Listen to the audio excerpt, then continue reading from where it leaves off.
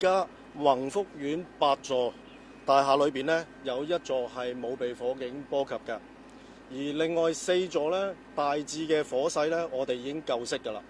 另外，其餘3座呢，我哋嘅火勢呢已經有效咁控制咗。收到總共有341個嘅求助個案，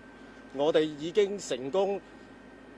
處理咗279個個案。4座大廈裏邊嘅火警，我哋大致救熄裏邊呢已經沒有求助個案㗎啦，我哋全部都處理咗。消防處共調派98輛救護車前往協助救援，當中我哋處理咗123名傷者，有51名傷者於現場證實死亡，而其餘72名傷者，我哋亦都將佢送往醫院繼續接受治療。暫時知道係有另外有4名傷者，亦都係